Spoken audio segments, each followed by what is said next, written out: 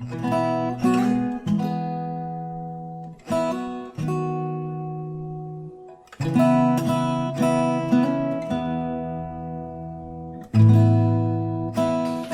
saudara sudah disampaikan oleh Bang Jo tentang tujuan-tujuan Tuhan dalam kehidupan kita.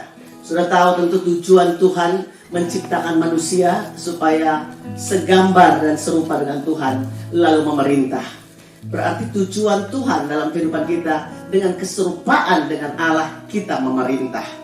Jadi pertama tentunya serupa dengan Tuhan dulu, baru kita berkuasa, saudaraku, baru kita memerintah bersama-sama dengan Tuhan. Dan ini perlu Tuhan nyatakan dulu tujuannya dalam kehidupan kita. Tujuan Tuhan harus dinyatakan supaya kita bisa mengerti apa tujuan Tuhan dalam hidup kita. Saudara tahu mimbar yang ada di depan ini, saudaraku, dibuat sedemikian rupa, tentu ada tujuannya, saudara. Supaya apa? Kita bisa taruh, kita punya Bible di sini, punya taruh alat-alat perlengkapan kita di atas. Punya tujuan, saudara. Supaya kalau saya berdiri di depan, saudara bisa melihat semua dari saya. Tapi kalau di sini, saudaraku, saya bisa memakai ini, berfungsi, berguna. Hitek yang saya pakai di dalam, saudara nggak lihat. Saya pakai long john, saya pakai hitek. Hanya saya rasa panas di tempat ini. Ya, itu tentunya punya tujuan supaya kalau saya keluar dari tempat ini, I feel warm, saya nggak rasa dingin lagi. Yang kita kasihan sama Mbak Dede, nggak bisa tidur katanya karena dingin. Nanti saya akan kasih jaket ini buat Mbak Dede. Anyway, semua saudaraku yang diberikan Tuhan dalam kehidupan kita punya tujuan. Amin. Bahkan saudara, istri saudara, suami saudara yang diberikan Tuhan, orang tuamu, itu is not by accident. Jangan lihat gini, wih kalau gue punya istri kayak dia, kayaknya gue bahagia deh. Enggak, saudara. Ditempatkan Tuhan di samping kita itu punya tujuan. Untuk bentuk kita, untuk kikis kita menjadi serupa dengan Tuhan. Kalau saya sih sudah nggak pengen yang lain-lain, sudah. Haleluya. Amin. Sudah the best lah. Kalau orang kata lebih dari the best lah. Saya yakin Mbak Pur, Pak Albert juga sudah the best. Amin. Amin, Pak Max. Amin. Aminnya keras loh Pak Max. Karena baru datang, saudara. Baru rasa dingin. Saudara, kita keluarga garam di sini. Makanya kita saya bukan bicara sama orang gereja yang lain. Keluarga garam, jadi kita spontanitas. Haleluya. Kita family. So, Tuhan nyatakan dulu tujuannya. Setelah Tuhan nyatakan tujuannya, baru dia melakukan hal yang luar biasa dalam hidup kita. Apa itu? Kejadian pasal yang pertama, kita akan melihat di depan. Ayatnya 26, 27, 28 yang kita akan lihat. Tapi kita baca ayat 26 terlebih dahulu. 26 katakan demikian. Berfirmanlah Allah, baiklah kita menjadikan manusia menurut gambar dan rupa kita, supaya mereka berkuasa atas ikan-ikan di laut, dan burung-burung di udara, dan atas ternak, dan atas seluruh bumi, dan atas segala binatang melata yang merayap di bumi. Saudara sudah sering dengar ini, sudah sering baca ini, tapi dikatakan berfirmanlah Allah. Saya suka di sini dikatakan Allah yang berfirman. Siapa yang berfirman? Allah yang punya langit, bumi, dan segala isinya. Lalu dikatakan gini, kita, Bapa, Anak, Roh Kudus, jadikan manusia menurut gambar dan rupa kita. Kita kekristenan percaya Bapa, Anak, dan Roh Kudus. Agama lain sudah banyak menyerang dan katakan, oh no ini. Tapi kita percaya Bapa, Anak, dan Roh Kudus, 3 tapi 1. Amin. Lalu dikatakan di sini, supaya mereka berkuasa. Inilah keserupaan dengan Tuhan terlebih dahulu, supaya berkuasa, supaya memerintah atas semua yang diciptakan Tuhan. Ikan, burung, ternak, atas seluruh bumi, semua binatang melata yang merayap di bumi. Bang Jo selalu tambahkan, tidak boleh memerintah manusia. Ya, memerintah yang Tuhan bilang di sini, bukan memerintah manusia. Allah ciptakan manusia itu dikatakan menurut gambarnya. Menurut gambar Allah diciptakannya dia, laki-laki dan perempuan diciptakannya mereka. Jadi nggak ada KW-KW, nggak ada. Laki-laki, amin. Perempuan.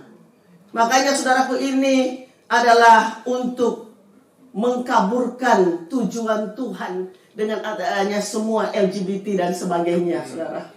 Itu untuk menghancurkan tujuan Tuhan di muka bumi ini. tentang penciptaan Tuhan kepada manusia. Lalu dikatakan laki-laki, perempuan, diciptakannya mereka. Waktu saya baca ini berulang-ulang, saya katakan terima kasih Tuhan. Kau ciptakan saya sebagai perempuan. Kau tidak ciptakan saya sebagai laki-laki, sebagai perempuan. Ada orang laki-laki mau jadi perempuan. Ada orang perempuan mau jadi laki-laki. Saya jadi ingat, saya waktu kecil, saudara, dikasih pakai baju laki-laki. Selalu pakai short, jarang pakai baju. Karena katanya mama saya waktu hamil inginkan anaknya yang kelima itu laki-laki, supaya ada teman dari kakak saya yang satu-satunya laki-laki. Jadi semualah akhirnya saya pakai banyak pants, banyak short. Akhirnya setelah saya mengetahui kebenaran, saudaraku, saya bersyukur kepada Tuhan. Karena kejadian kita dahsyat dan ajaib. Ajaib apa yang Tuhan buat. Lalu Alkitab bilang ini, jiwa kita benar-benar menyadarinya. As a woman, as man of God, how God created us. We are so precious in God's sight, and He loves us so much. Lalu dikatakan ayatnya yang ke-28, yang menjadi tema kita pada sesi kedua ini. Allah memberkati mereka. Coba saudara katakan, Allah memberkati. Allah memberkati mereka. Lalu dikatakan, lalu Allah berfirman kepada mereka, beranak cuculah dan bertambah banyak. Penuhilah bumi dan taklukkanlah itu. Berkuasalah atas ikan-ikan di laut dan burung-burung di udara, dan atas segala binatang yang merayap di bumi. Saudara, kita semua sudah tahu, beranak cucu artinya be fruitful and multiply. Bukan punya anak yang banyak, tapi berbuah dan bermultiplikasi. Nah, kita mengerti sini setelah Tuhan nyatakan tujuannya dalam kehidupan kita, baru Dia memberkati kita. Amin. Dia dikatakan tidak buat apa-apa, Tuhan langsung memberkati mereka tanpa bikin apa-apa, saudara. Jadi kita percaya bahwa waktu kita mengetahui tujuan Tuhan, kita mengetahui berkat yang Tuhan berikan kepada kita, sepertinya Tuhan mau bilang begini, berkat ini saya berikan supaya kamu melakukan tujuan dengan semua berkat yang kupercayakan kepadamu. Jadi saudara, tanpa buat apa-apa, tanpa kerja apa-apa, Dia berkati kita.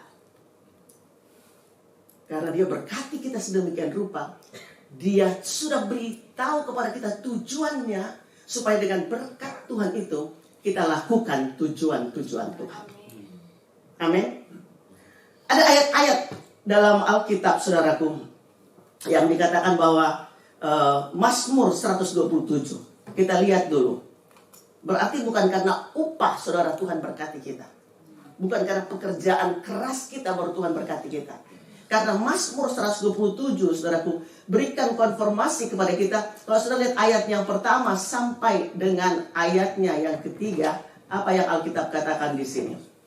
Ini ayat kadang-kala kita bacakan waktu orang bangun rumah, masuk rumah baru dan sebagainya. Jikalau bukan Tuhan yang membangun rumah, sia-sialah usaha orang yang membangunnya. Jikalau bukan Tuhan yang mengawal kota, sia-sialah pengawal berjaga-jaga. Ayat 2, sia-sialah kamu bangun pagi-pagi dan duduk-duduk sampai jauh malam, dan makan roti yang diperoleh dengan susah payah, sebab Ia memberikannya kepada yang dicintainya pada waktu tidur. Waktu tidur. Semua sia-sia. Sampai kita pikir gini-gini. Bangun pagi. Saya waktu pertama kali datang ke Australia, saudara, orang yang saya tinggal di rumahnya itu bangun every 5 o'clock in the morning untuk bekerja. Bangun jam 5. Udah dia harus bangun jam 4, setengah 5. Dia sudah harus siap-siap breakfast. Jam 5 dia keluar bekerja. Mau kemana, Kak? Kerja tiap hari seperti itu. Tentu it's not Saturday and Sunday. So 5 times a week. Lalu kalau baca ayat ini, sia-sia bangun pagi, duduk-duduk, makan roti, sebab Dia berikan yang dicintainya waktu tidur. Coba saudara bilang waktu tidur. Waktu tidur. So kita pikir tidur aja kalau gitu. Jadi Dia memberikan semua karena kita dicintai berkat-berkatnya Tuhan. Tentu saudaraku, ayat ini bicara, kalau saudara baca, ayat ini adalah berbicara tentang kalau bukan Tuhan. So, everything about God. Amin. Semua karena Tuhan. Sebab itu Tuhan yang mau memberkati kita terlebih dahulu. Itu sudah prioritas Tuhan, priority Tuhan for human being to bless human being sebelum melakukan apa-apa. Dan saya mau bilang buat ibu bapak saudara dan adik-adikku, anak-anakku di sini, God is going to bless you. Amin. Tuhan memberkati saudara. Bahkan Tuhan memberkati saudara dengan caranya Tuhan sendiri, bukan dengan cara kita. Kita hafal itu ayat, nggak pernah lihat oleh mata, dengar oleh telinga, nggak pernah timbul dalam hati, Tuhan sediakan untuk kita.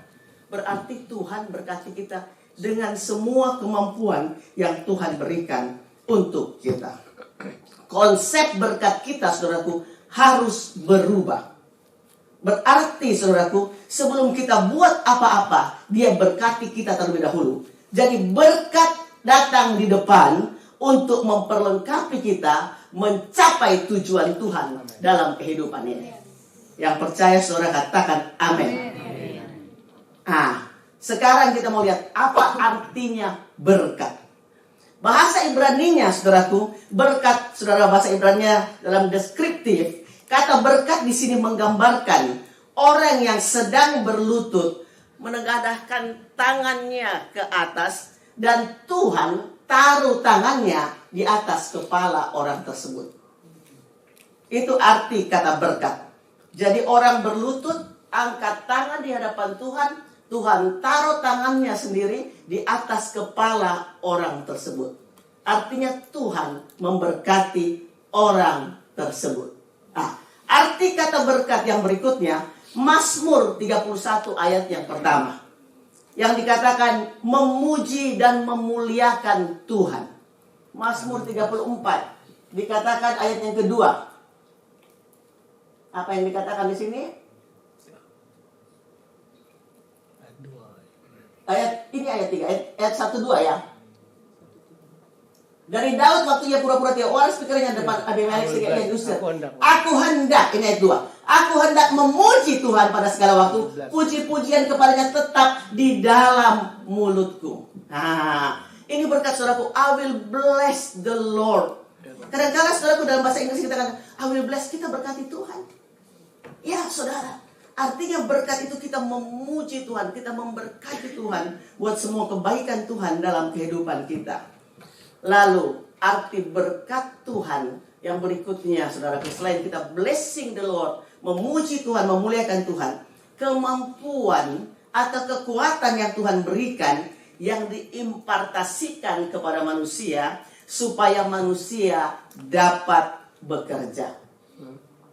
Itu arti berkat. Kekuatan atau kemampuan yang Tuhan berikan kepada manusia supaya manusia dapat bekerja. Amin.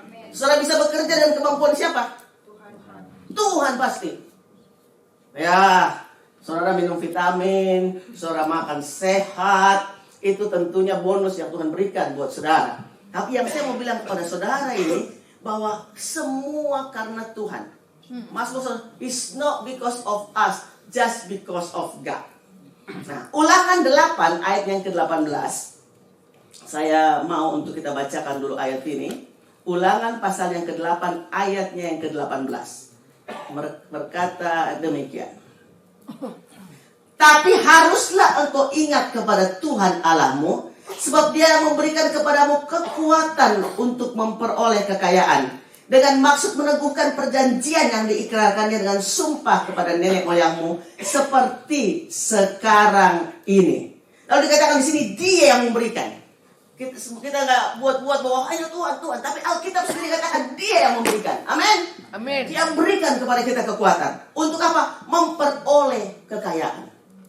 Berarti kekayaan, berkat yang Tuhan berikan dalam kehidupan kita itu hanya karena kekuatan yang diberikan Tuhan untuk kita. Amin, saudara.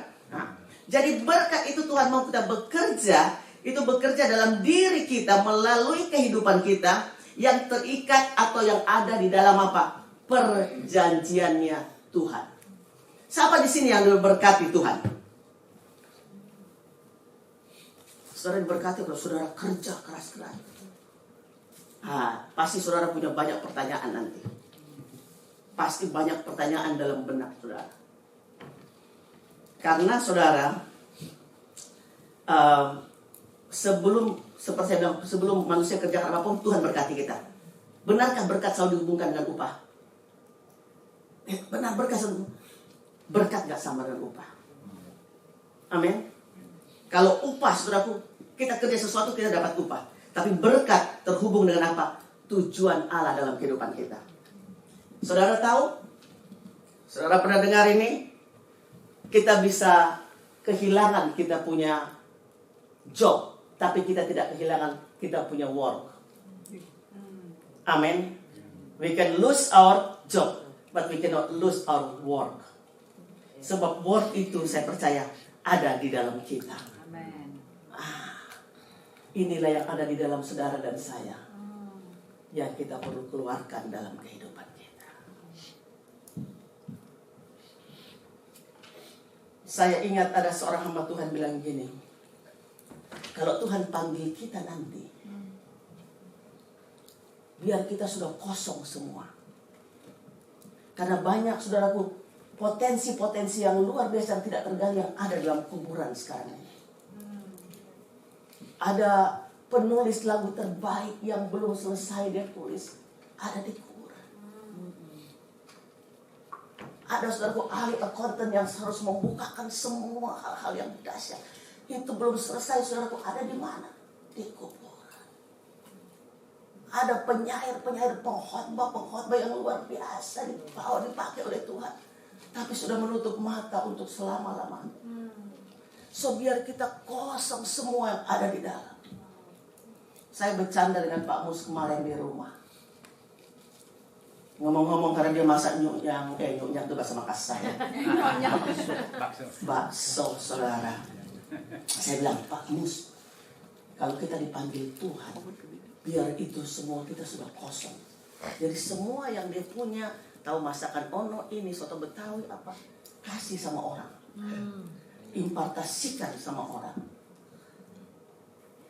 Sehingga ada Pak Mus yang baru, yang pintar juga buat soto Betawi yang enak. Saudara, waktu kita tutup mata untuk selama-lamanya, saudaraku, ada yang semua kita ini udah kosong. Karena ada orang, saudara, yang nggak mau bagikan apa yang Tuhan percayakan untuk dia. Iya enggak? Nggak mau. Dia itu buat saya. Ini RHS, bukan RDS. Kalau RDS Roy Daud Simeon. Tapi ini rahasia, dia bilang.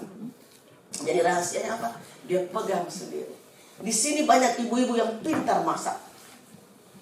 Oh, hebat. Bisa bagikan resep-resepnya. Mungkin bagikan ke saya boleh juga.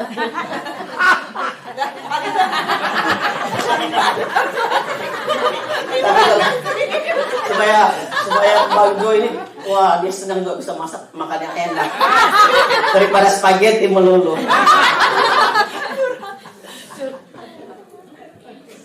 Saudara, mama saya itu pintar masak. Dia pintar masak. Kenapa saya nggak bisa masak? Karena waktu dia masak, saudara, dia bilang, jangan di sini. Kesana kerja di tempat lain aja. Jadi, ya mungkin saya cerita sedikit tentang mama saya karena dia pintar masak, saudara. Jadi dia itu tangannya, saya mau bilang kepada saudara itu, dia itu masak apa aja enak. Jadi dia bikin rumah makan, ya restoran lah, rumah makan lah gitu, dulu namanya rumah makan. Jadi papa saya itu kan tentara angkatan udara, ya. Jadi kami tinggal di daerah pangkalan angkatan udara yang ada di Makassar. Jadi ya namanya gaji tentara berapa lah, saudara. Akhirnya kita buat, jadi buat rumah makan di situ, banyak yang datang, saudara, makan di situ. Lalu akhirnya dia bilang mau sekolahkan anaknya supaya sekolah baik-baik, ya. Puji Tuhan karena dia lihat orang misalnya buat ayam, ya mungkin Ayam penyet teriak mungkin lebih enak lah ya. Lihat ayam goreng, saudara, di Makassar itu ada namanya ayam goreng Sulawesi. Itu terkenal banget. Jadi dia cuma ke sana karena kenal orangnya, dia bisa ke dapurnya lihat. Dia pulang, saudaraku, dia bisa buat itu. Wow. Sampai buka rumah makan di Makassar namanya Rumah Makan Inaka. Wah, itu untuk kami pakai sekolah dan lain sebagainya. Itu kenapa? Karena ada sesuatu di dalam dia, saudaraku, yang dia bisa keluarkan itu, bisa menghasilkan, dan itu harus menghasilkan apa? Tujuan Tuhan. Dia bukan ahli pertamanan, dia enggak sekolah ahli pertamanan, tapi dia bisa rubah hutan belukar jadi taman yang indah, saudara. Saudara ke Toraja, saudara bisa lihat di sana. Itu bukan ahli pertamanan, tapi dengan tangannya. Saya tiba-tiba jadi ingat, saudara. Jadi saya mau bilang begini buat ibu bapak saudara dan kita sekalian yang ada di sini, bahwa ada sesuatu dalam kita yang kita perlu keluarkan. Amin. Yes. Saya cuma pikir-pikir gini, apa ya saya di dalam saya selain saya tentunya pelayanan. Saya sampai bilang sama Bang Jo, dari dulu itu saya bukan orang kerja kantoran, enggak, saudara. Bukan orang bekerja di sebuah. Sampai saya biasa bilang sama BJ, mama mau melamar kerja deh. Ini ada pekerjaan nih. Ini ada pekerjaan jaga-jaga orang sakit. Boleh juga. Dia no katanya. Saya nggak pernah kerja, saudara.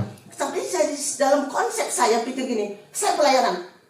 Pekerjaan itu bukan untuk bukan melayani Tuhan. Udah bekerja aja melayani Tuhan. Paradigma saya salah. It was wrong. I was wrong. Karena bekerja memberi buah, saudara, dalam kehidupan kita.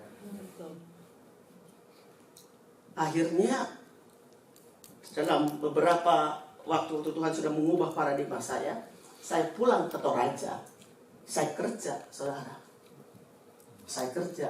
Apa yang saya bisa bantu? Saya bantu, saudara. Jadi saya yakin dan percaya begini. Filipi pasal yang pertama, kita baca ayat ini. Mungkin ini ayat terakhir, we'll see. Filipi 1 ayat 21. Haleluya. Alkitab katakan demikian.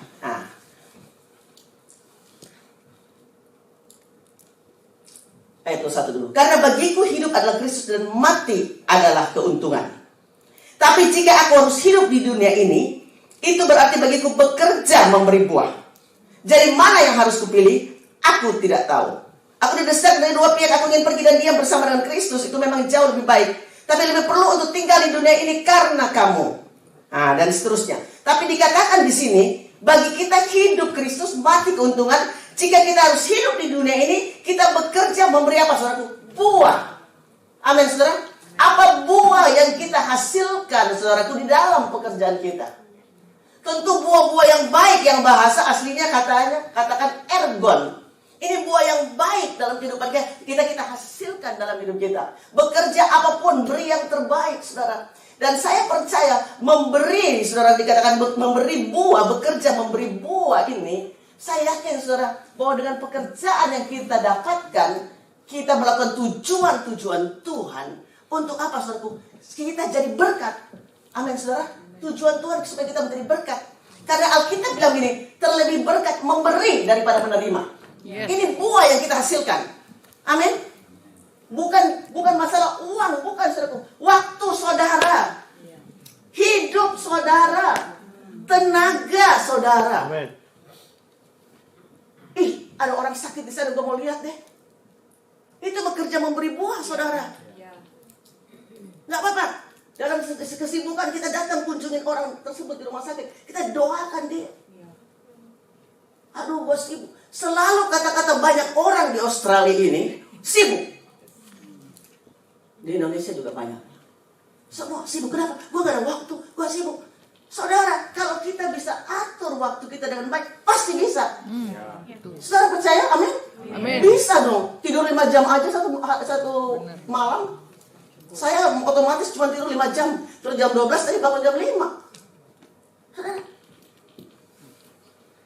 Karena kita hidup bukan untuk cari keinginan kita sendiri, keuntungan kita. Ya enggak, saudara? Orang-orang garang sudah banyak dengar firman Tuhan. Hidup bukan untukku, hidup untuk Tuhan. Hidup buat orang lain, hidup memberi buah. Dan saya yakin dan percaya saudaraku, kalau ini kita kerjakan secara kontinu terus-menerus dalam hidup kita, maka kita bisa melihat bahwa kita melakukan tujuan Tuhan dalam hidup kita. Bukan melakukan tujuan Tuhan waktu 3 bulan yang lalu, sekarang enggak lagi. Enggak, melakukan tujuan Tuhan terus dalam kehidupan kita. Sehingga kita berbuah, saudaraku, berbuah lebat. Kenapa dikatakan be fruitful dan multiplikasi? It's not only fruitful, itu adalah rabah. Parah. Dengan multiplikasi adalah rabah. Bahasa Ibraninya. Bermultiplikasi, berkelimpahan, saudara. Dan saya percaya bahwa Tuhan mau dalam kehidupan kita hal ini. Untuk melihat keadaan, berikan waktu kita. Bahkan kita nggak segan-segan juga memberikan apa yang kita miliki buat orang lain. Untuk menolong orang lain. Kenapa ayat firman Tuhan? Karena saya pikir, kenapa ya ini ayat ada di sini? Terlebih berkat beri daripada menerima. Terlebih berkat loh, memberi daripada terima. Saya yakin saudara terima firman Tuhan di sini. Keluar dari tempat ini, saudara bagikan firman Tuhan itu buat orang lain. Itu saudaraku, terlebih berkat memberi daripada menerima. Apa yang kamu dapat di camp ini? Tujuan Tuhan. Apa itu artinya berkat Tuhan? Supaya kita bekerja, kita menghasilkan buah. Saya penasaran, kasihan Ibu Amelia. Saya pikir, dia nggak pernah dengar firman Tuhan tuh. Saya pengen duduk dengan dia dan katakan, Bu, ini nih yang kita dapat nih Bu. Ini nih Bu, firman Tuhan nih Bu. Kita bisa bagikan apa yang ada dalam kita.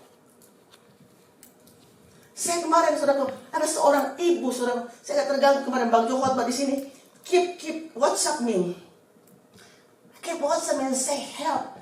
Akhirnya saya bilang gini, kita bantu dia tuh dia seperti kail untuk tolongnya, bikin dia ada usaha. Kita bukan orang yang hebat-hebat, kita banyak. Enggak, apa yang ada puji Tuhan. Ini kita tolong orang, dia buat usaha, dia bisa jual makanan. Suaminya stroke. Dia hidup sendiri dan anak-anak yang lain ada yang gak kerja. Wow. Ibu pintar apa? Pintar masak. Bikin apa? Catering. Dia perlu kulkas. Dia perlu itu. Buat itu. Baik, kita tolong kamu. Supaya akhirnya dia bisa mengeluarkan yang ada dalam dia. Dia bisa jual, bisa tolong suaminya. Saya percaya saudara, waktu kita buat itu, ada suatu sukacita di dalam kehidupan kita. Amin. Yang gak bisa dibayar, dibeli dan apapun juga. Kenapa Wahyu 14 ayat 13? Karena bukan hanya di bumi ini saja saudaraku. Waktu kita tutup mata untuk selama-lamanya, itu saudaraku pergi bersama-sama dengan kita. Wahyu 14 ayat yang ke-13. Kita lihat ayat ini.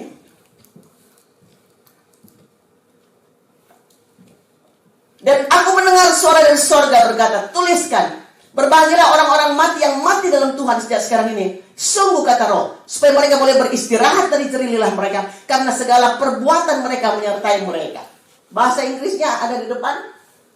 Karena segala pekerjaan mereka menyertai mereka. Ini saudara bicara tentang ergon. Dikatakan let the laborers from their labors, for their works follow them. Amin. Pekerjaan. Saya yakin saudaraku, waktu kita dipanggil oleh Tuhan nanti, yang mengikuti kita bersama-sama adalah apa? Apa yang kita kerjakan.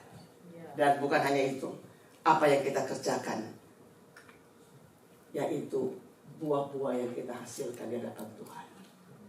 Dengan semua saudaraku kita kembalikan kepada apa? Tujuan Tuhan dalam hidup kita. Jadi ini circle-nya ada saudaraku. Tujuan Tuhan saudaraku. Dan supaya kita menerima berkat dari Tuhan untuk melakukan tujuan Tuhan. Lalu kita berbuah-buah dan juga dengan berbuah-buah dengan pekerjaan yang Tuhan berikan kepada kita. Untuk kita apa? Kembali untuk melakukan tujuan Tuhan dalam hidup kita. Waktu kita tutup mata untuk selama-lamanya, semua apa yang kita kerjakan, ikuti saudara dan saya. Saya suka bilang kepada para istri,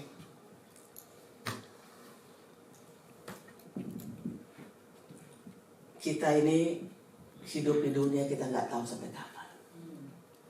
Jadi kita nggak tahu suami yang kuburkan istrinya atau istri nanti yang kuburkan suaminya. Iya nggak? Kalau Tante Lili yang kuburkan suaminya. Kita nggak tahu. Saya juga nggak tahu, saudara. Dan semua kita sedang antrian ke situ. Ada orang pikir dia akan hidup 1000 tahun lamanya. Itu mah bikin puisi, saudara. Aku mau hidup 1000 tahun lagi. Saudara, kita nggak tahu hidup kita.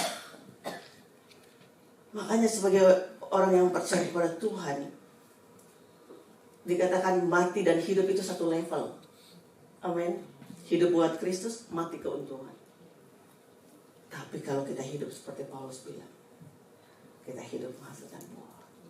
Dan waktu Tuhan panggil kita, saya mau bilang begini, selalu ada pengharapan dalam Tuhan untuk kita.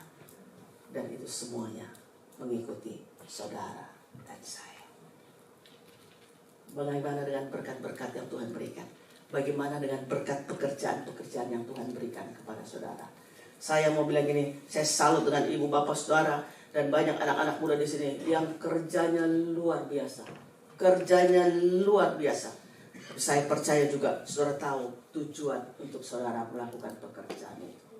Ya, ada kedua bapak yang kekasih, Pak Sahat dengan Pak Hans yang harus terbang ke port, saudaraku. Mereka harus bekerja, berangkat ke port, tinggalkan keluarga, balik lagi ke sini. Dan saya percaya mereka menghasilkan apa? Pekerjaan-pekerjaan yang baik. Demikian pula halnya dengan kehidupan kita. Kita menghasilkan pekerjaan yang baik untuk kita berbuah lebat bagi kerajaan Allah. Tuhan Yesus berkati kita sekalian. Amin.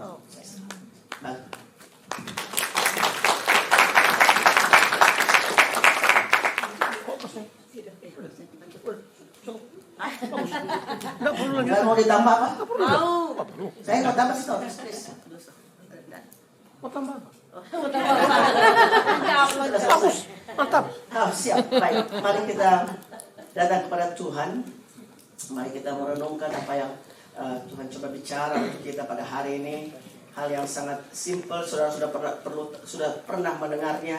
Cuma saudara kembali mengingatnya kembali, merenungkannya kembali di dalam kehidupan kita. Let's just come before the Lord. Mari kita datang, tundukkan kepala kita merenungkan. Ini waktu-waktu perenungan yang Tuhan mau sampaikan kepada kita pada hari ini. Oh, thank you God. Thank you Jesus. Thank you Holy Spirit. Hallelujah.